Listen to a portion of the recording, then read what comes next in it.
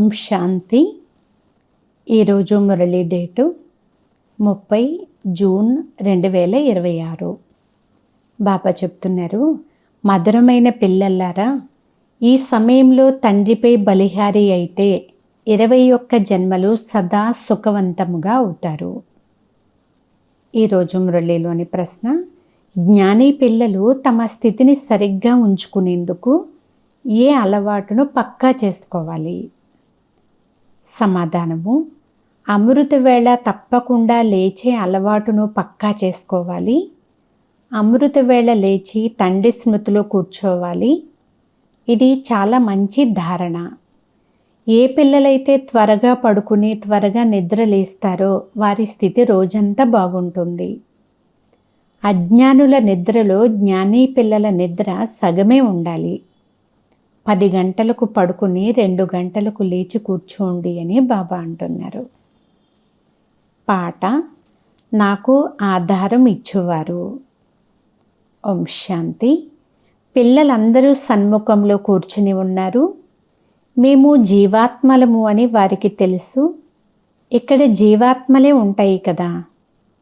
ఆత్మకు శరీరం లేనప్పుడు నగ్నంగా ఉంటుంది. దానిని అశరీరి అని అంటారు. మీరు శరీరంతో పాటు కూర్చుని ఉన్నారు. ఆత్మ కానీ పరమాత్మ కానీ ఎంతవరకు శరీరంలోకి రారో అంతవరకు మాట్లాడలేరు. ఇప్పుడు తండ్రి సన్ముఖంలో కూర్చుని ఉన్నామని జీవాత్మలైన మీకు తెలుసు. 5000 సంవత్సరాల క్రితం ఇదే విధంగా సన్ముఖంలోకి వచ్చారు. పిల్లలు తండ్రి నుండి తప్పకుండా వారసత్వమే తీసుకుంటారు. మనము మన పరంపిత పరమాత్మ బేహద్దు తండ్రి ఎదుట కూర్చుని ఉన్నాము అని మీకు తెలుసు. ఎందుకు కూర్చుని ఉన్నారు? తండ్రి నుండి అనంతమైన వారసత్వాన్ని తీసుకునేందుకు కూర్చుని ఉన్నారు. పాఠశాలలో టీచరు ద్వారా ఇంజనీరింగు, వకీలు చదువు నేర్చుకుంటామని కూర్చుంటారు. ఏదో ఒక లక్ష్యం ఉంటుంది. పరంపిత పరమాత్మ బ్రహ్మ శరీరంలో కూర్చుని మాకు రాజయోగాన్ని నేర్పిస్తున్నారు అని పిల్లలైన మీరు అర్థం చేసుకున్నారు. భగవాను వాచ, నిరాకారుణ్ణి భగవంతుడు అని అంటారని పిల్లలైన మీరు అర్థం చేసుకున్నారు. జీవాత్మలు పునర్జన్మలు తప్పకుండా తీసుకుంటాయి. ఏ సన్యాసినైనా మనుషులు పునర్జన్మ తీసుకుంటారా అని అడగండి. తీసుకోరు అని ఎవ్వరూ చెప్పరు. అలాగైతే 84 లక్షల జన్మలు అని ఎలా అంటారు? మీరు పునర్జన్మను ఒప్పుకుంటారా అని అడగండి. ఇది సరి అయినదే. ఆత్మ సంస్కారం అనుసారంగా ఒక శరీరాన్ని వదిలి మరొకటి తీసుకుంటుంది. ఇలా ఎవరో కొంతమంది మనుషులు 84 జన్మలు తీసుకుంటారు. 84 లక్షల జన్మల మాటే లేదు. మొదటి జన్మ తప్పకుండా చాలా మంచిగా సత్తో ప్రధానంగా ఉంటుంది. చివరి జన్మ చీచీగా తమో ప్రధానంగా ఉంటుంది. 16 కళల నుండి 14 కళలు, తర్వాత 12 కళలు అవుతూ ఉంటాయి. తప్పకుండా పునర్జన్మ తీసుకుంటారు. పరంపిత పరమాత్మ పునర్జన్మ తీసుకుంటారా లేక పునర్జన్మ రహితుడా అని అడగండి. ఈ పాయింట్ చాలా సూక్ష్మమైనది. జనన మరణ రహితులు అని అంటే శివ జయంతి రుజువు కాదు. శివ జయంతి పండుగ జరుపుకుంటారు అని అంటారు. శివ జయంతి అని తెలుపుతారు. కానీ జన్మతో పాటు మరణము అని అంటారు కదా. కానీ అదైతే వీరికి లేదు. ఒకవేళ వీరు మరణిస్తే మళ్ళీ పునర్జన్మ తీసుకోవలసి ఉంటుంది కదా. కానీ తండ్రి ఎప్పుడూ పునర్జన్మ తీసుకోరు. వారు బ్రహ్మ తనువులోకి కేవలం ఒక్కసారి మాత్రమే వస్తారు. తరువాత పునర్జన్మల్లోనికి రారు. పరంపిత పరమాత్మ పునర్జన్మ రహితుడు. వారు ఎప్పుడు సతో ప్రధానము నుండి తమో ప్రధానంగా అవ్వరు. ఆత్మలన్నీ జనన మరణాల్లోనికి వస్తూ పతితమైపోతాయి. పావనంగా తయారు చేసేందుకు మళ్ళీ తండ్రి వస్తారు. దీని వలన ఆత్మయే పతితమవుతుంది. ఆత్మ ఇంటి నుండి పావనంగా వస్తుంది అని, తర్వాత మాయ పతితంగా చేస్తుంది అని రుజువవుతుంది. తండ్రి ఎప్పుడూ కూడా పతితంగా చెయ్యరు. ఎప్పుడూ పిల్లలకు మురికి సలహాలను కూడా ఇవ్వరు. ఈ సమయంలోని మనుషులు పతిత సలహాలే ఇస్తారు. ఇప్పుడు పావనుడైన తండ్రి పతితంగా అవ్వకండి, అనగా వికారాలలో వెళ్ళకండి అని చెప్తున్నారు. రావణుని మతం ద్వారా దుఃఖధామంగా తయారైంది. మొదట సుఖధామంగా ఉండేది. అంతేకాని తండ్రియే సుఖము దుఃఖము రెండింటినీ ఇస్తారని కాదు. తండ్రి ఎప్పుడూ పిల్లలకు దుఃఖమునిచ్చే మతమును ఇవ్వలేరు. మాయయే కదా దుఃఖాన్ని ఇస్తుంది. ఆ మాయపై విజయం పొందడం వలన మీరు జగజ్జీతులుగా అవుతారు. అసలు మనుషులకు మాయ అంటే అర్థమే తెలియదు. వారు ధనాన్ని మాయ అని అంటారు. వీరికి మాయ నశ చాలా ఉంది అని అంటారు. నిజానికి అది మాయ నశ కాదు. అక్కడ రావణుని యొక్క బొమ్మను తయారు చేసి తగలబెట్టరు. శత్రువులదే దిష్టి బొమ్మను తయారు చేస్తారు. అర్ధకల్పం తర్వాత రావణ రాజ్యం ప్రారంభమవుతుంది. దేహ అహంకారములో రావడం వలన ఇతర వికారాలన్నీ వచ్చేస్తాయి. శాస్త్రాలలో దేవతలు వామ మార్గము అనగా వికారాల వశం అవుతారు అని వ్రాశారు. మాయకు వశమైనందువలన పరవశమైపోతారు. పరమతాన్ని అనుసరిస్తూ ఉంటారు. ఇప్పుడు మీరు శ్రీమతాన్ని అనుసరిస్తున్నారు. శ్రీ అనగా తండ్రి ఇచ్చిన శ్రేష్ఠ మతము. అది రావణుని మతము అనగా పరమతము. అందువలన అసురీ సాంప్రదాయం వారందరూ రావణుని సంకెళ్లలో దుఃఖితులై ఉన్నారు అని తండ్రి అంటున్నారు. మనుషులు సత్యయుగం యొక్క ఆయుష్ను లక్షల సంవత్సరాలు అని భావించారు. 5000 సంవత్సరాలు అని మీరు లెక్క చూపిస్తారు. యేసుక్రీస్తు వచ్చి 2000 సంవత్సరాలు, బుద్ధుడు వచ్చి 2250 సంవత్సరాలు అయింది. ఇస్లాం మతానికి 2500 సంవత్సరాలు. అందరూ అర్ధకల్పంలోనే వస్తారు. వారికంటే ముందు దేవతల రాజ్యం ఉండేది కదా. మరి దేవతలకు లక్షల సంవత్సరాలు అని ఎలా అంటారు? అలా అయితే చాలామంది మనుషులు అవుతారు. ఇంతమంది లేనే లేరు. 5000 సంవత్సరాలలోనే కోట్లాది మనుషులు అయిపోయారు. క్రీస్తు పూర్వము 3000 సంవత్సరాల క్రితము భారతదేశంలో ఆది సనాతన దేవీ దేవతా ధర్మం ఉండేది అని కూడా అంటారు. 5000 సంవత్సరాలు పూర్తి అవుతాయి. నాటకం కూడా పూర్తి అవుతుంది కదా. ఈ విషయాలు ఎవ్వరికీ తెలియదు. నేను ఎవరో, ఎలా ఉంటానో, ఈ చక్రం ఎలా తిరుగుతుందో ఎవ్వరికీ తెలియదు అని బాబా అంటున్నారు. బాబాయే కదా ఈ విషయాలన్నీ అర్థం చేయిస్తారు. ఇది గీతా అధ్యాయము. తండ్రి వచ్చి సహజ రాజయోగం నేర్పించారు. బాబా వృద్ధ మాతలకు కూడా ఇది చాలా సహజమైన విషయము అని అర్థం చేయిస్తారు. కేవలం తండ్రిని, వారసత్వాన్ని స్మృతి చెయ్యాలి. పుత్రుడు జన్మిస్తూనే వారసుడు జన్మించినట్లు కదా. మేము బాబా వారసులము అని మీరు భావిస్తారు. 5000 సంవత్సరాల తరువాత మళ్ళీ కలుసుకునేందుకు వచ్చారు. ఇవన్నీ చాలా గుప్తమైన విషయాలు. ఇంతకు ముందు ఎప్పుడైనా నన్ను కలిశారా అని బాబా ప్రశ్నిస్తారు. కలిసాము బాబా అని అంటారు. 5000 సంవత్సరాలకు ముందు మీతో కలుసుకున్నామని ఈ నోటి ద్వారా ఆత్మయే చెప్తుంది. మీరు ఈ శరీరం ద్వారా శిక్షణ ఇచ్చేందుకు వచ్చారు. పక్కాగా ఉన్న పిల్లలు బాబా నుండి మేము బేహద్దు వారసత్వాన్ని తీసుకునేందుకు కూర్చున్నాము అని భావిస్తారు. బ్రహ్మ ద్వారా మేము బేహద్దు తండ్రికి పిల్లలుగా అయ్యాము. నేను మీ తండ్రిని, నన్ను మీరు గుర్తించారా అని తండ్రి అడుగుతున్నారు.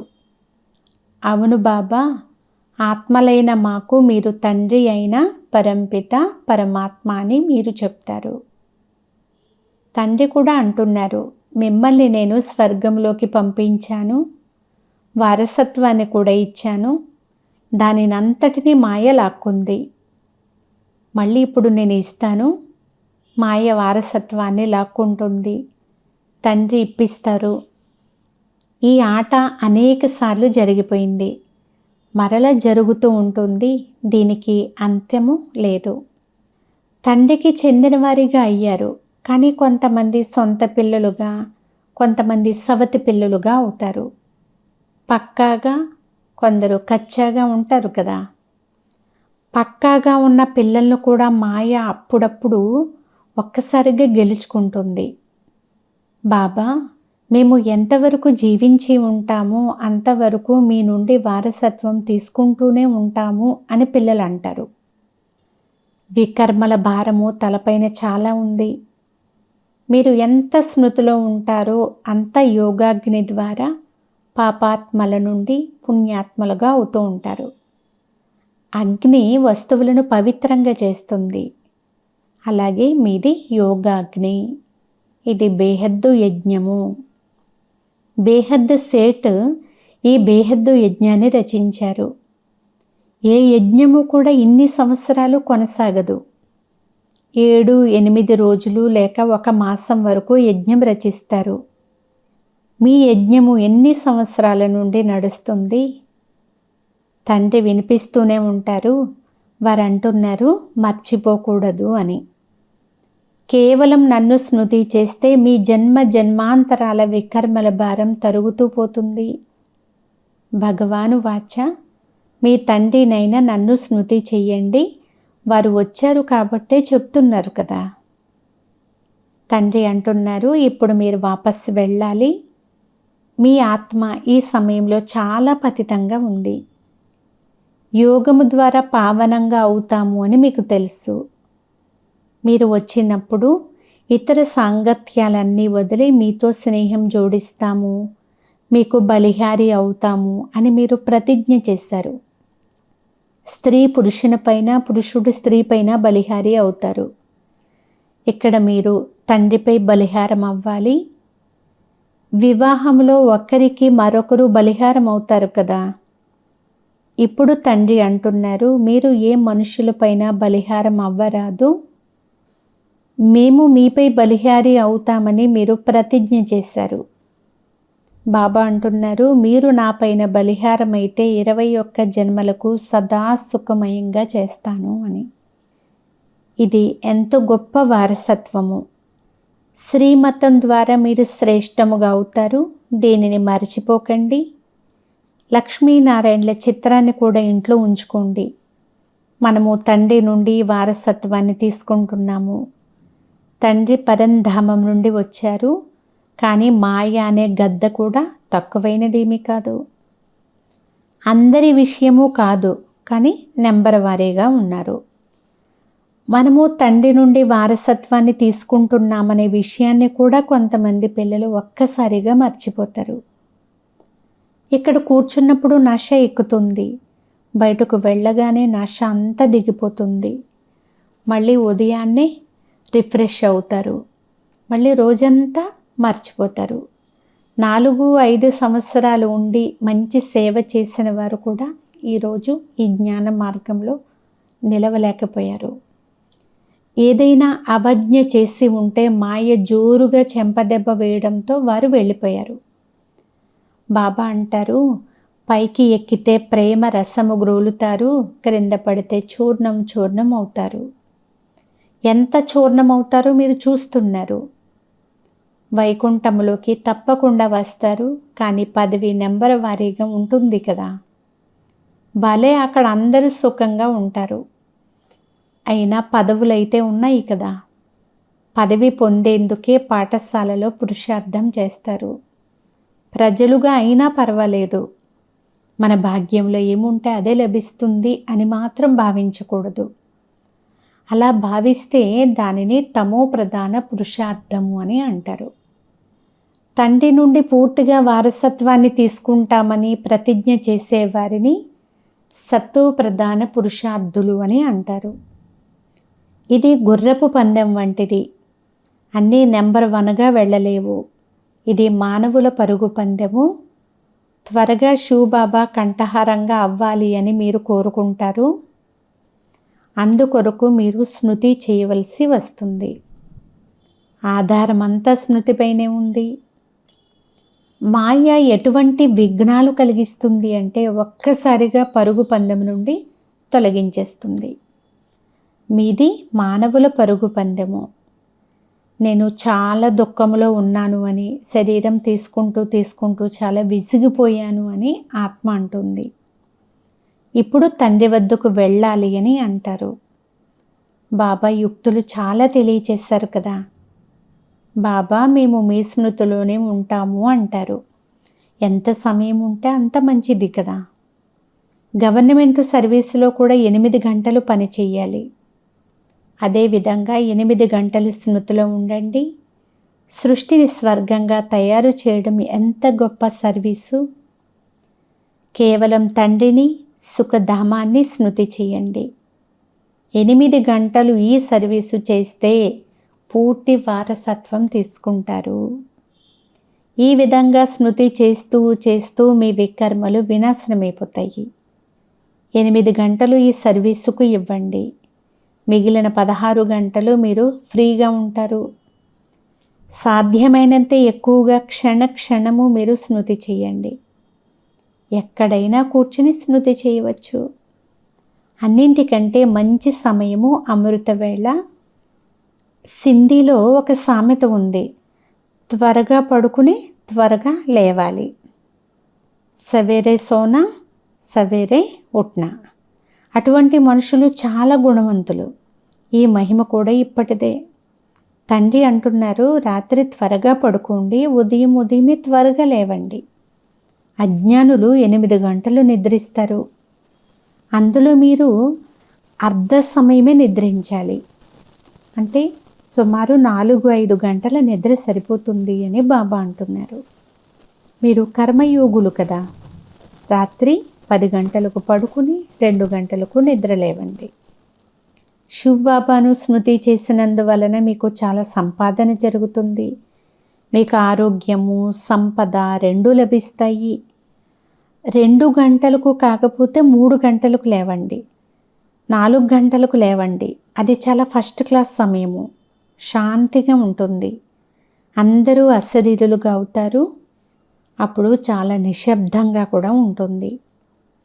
అమృత వేళ చేసే స్మృతి మంచి ప్రభావం చూపిస్తుంది. బాబా చాలా వరకు రాత్రులు మేలుకునే ఉంటారు. సూక్ష్మ సేవలో అలసట రాదు. సంపాదన జరుగుతూ ఉంటే సంతోషం కలుగుతుంది కదా.